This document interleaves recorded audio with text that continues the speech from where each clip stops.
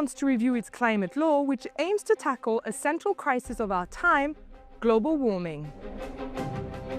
The European Commission has just proposed reducing pollutant emissions by 90% by 2040 compared to 1990 levels in order for the bloc to reach climate neutrality by mid-century.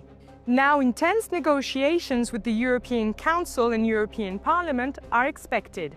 EU Decoded asks how we can reconcile the need for economic growth with the fight against climate change. The sectors that cause the most greenhouse gas emissions are industry, energy production, transportation, agriculture and housing.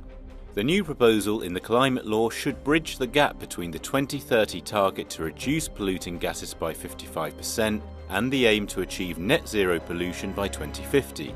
In other words, by mid-century, emissions from economic activity should not contribute to global warming. This is what was pledged in the 2015 Paris Agreement, which establishes that the planet's average temperature should not exceed 1.5 degrees Celsius compared to the levels at the beginning of the Industrial Revolution in the early 20th century. Scientific studies show that over the last century, global warming has caused an increase in heat waves, droughts, floods, and loss of biodiversity. But what do EU citizens actually think of this proposed review of the EU's climate law? L'économie, je ne pense pas que ce soit le plus important dans la vie. Je pense qu'il y a d'autres choses qui sont très importantes, comme l'environnement. They should invest more in different or in new strategies to reduce the pollution. Die EU braucht nicht mehr machen, wenn die anderen nichts machen.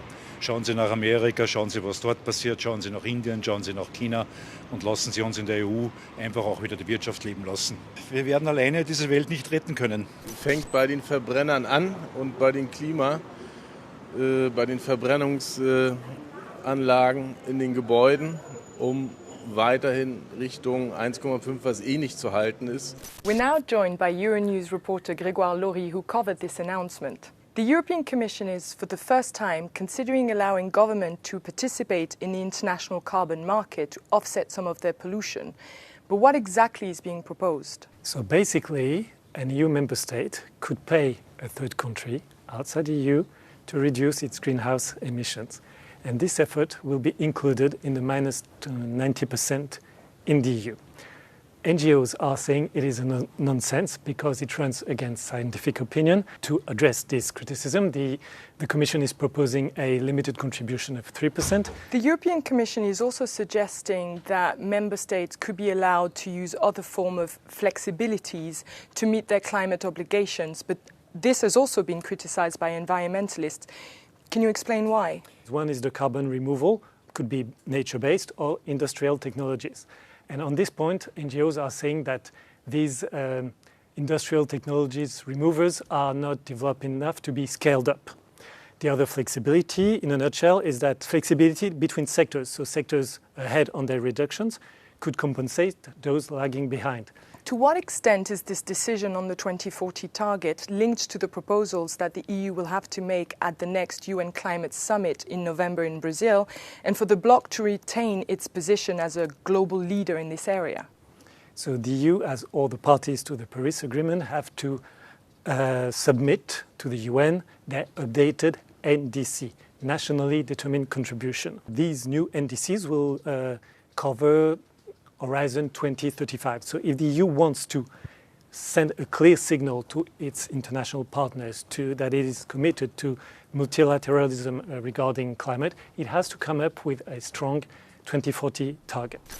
85% of Europeans said tackling climate change should be an EU priority, according to a survey released by Eurobarometer in June.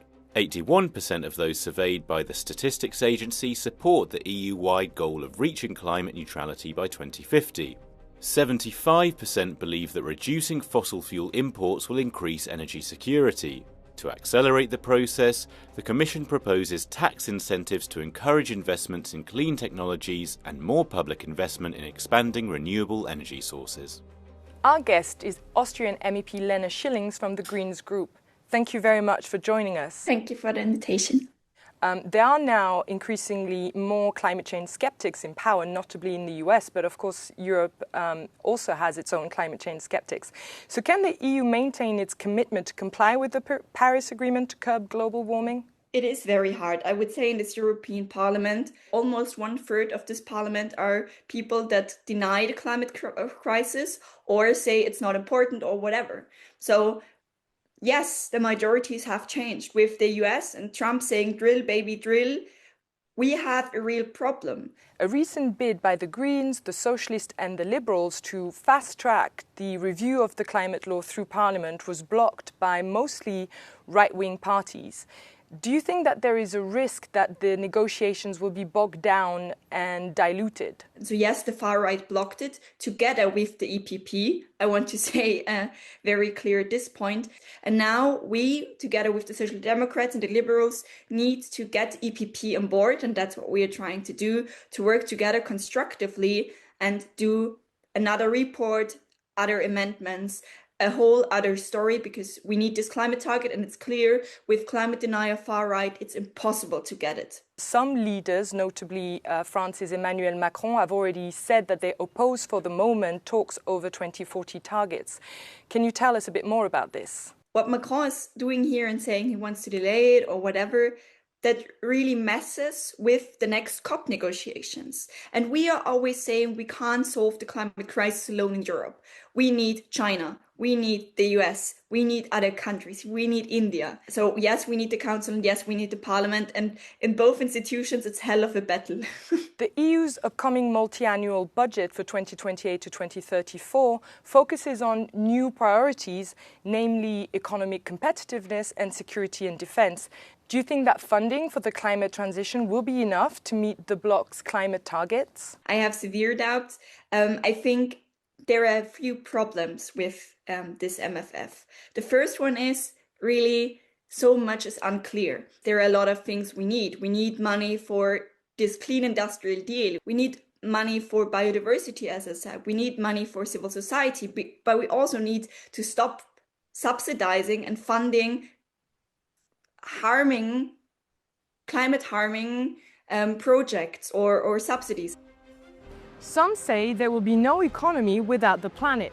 On the day he presented his legislative proposal, the European Commissioner for Climate Change cited the example of Slovenia, which lost 11% of its GDP after devastating floods in 2023. Let's see if climate policy remains a priority in a time of economic, security and geopolitical turmoil.